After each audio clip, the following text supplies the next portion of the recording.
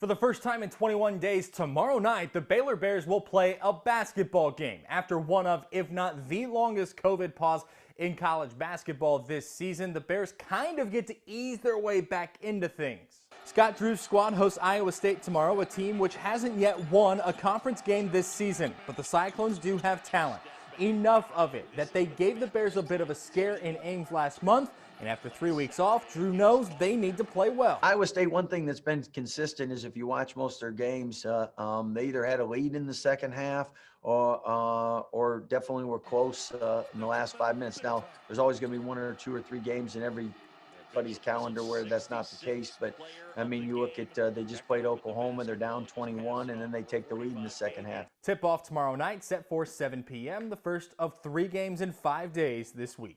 Okay, here is how messed up the Texas high school basketball playoffs are this year because of the storm last week. Some schools still playing first-round playoff games. Others are in the third round. Tonight, though, we've got a couple of second-round girls matchups for you. We start in Lorena, Salado, and La Vega in the girls 4A area round. Second quarter, Amanda Cantu passes out of the trap. Salado gets it to Katie Law inside for the finish off the glass. That cuts La Vega's lead to 3. Later on, Kylie Parr with the strong steal. Watch this, coast to coast with the finish off the glass. Lady Pirates are up by 5. Final seconds of the first half. On the inbound, it's Sydney McKinney. Turnaround layup at the buzzer. She's got it. La Vega's moving on, 53-47. Winners tonight. Up at Connolly, Academy, and West in the 3A girls area round tonight. Second quarter, Michaela Pavelka to the elbow, down. Madison Mitchell with the lay-in. Academy's lead is just 1. But then Madison Ramadka to a spotted up Kylie Jones in the corner, long 2, bang! And the Lady Trojans take the lead.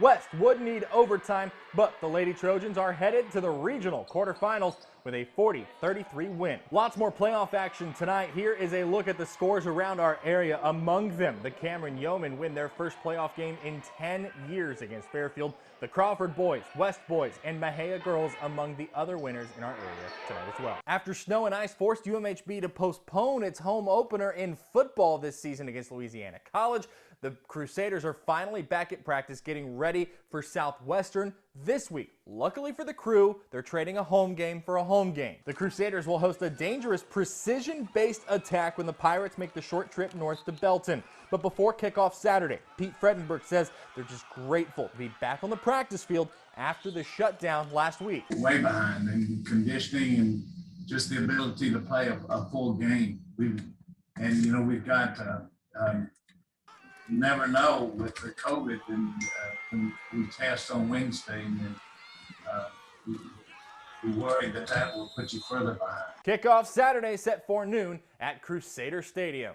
On the diamond, Baylor closing its season opening series down at UTRGV today. Cam Cayley in the third. Fans, Christian Sepulveda, that's the first out, going with the off speed. Esteban Cardoza Okendo leading off the fourth with a single to right. Nothing doing for the Bears, though. They still trail by 2. In the bottom half, it's Brett Kane for the Vaqueros. An RBI double to the alley in right center. 1 run scores the trailing runner. He's out at the plate. UTRGV gets the win and takes the series 7-4. The final, Bears back Friday in Round Rock. That's it for sports. We'll be right back.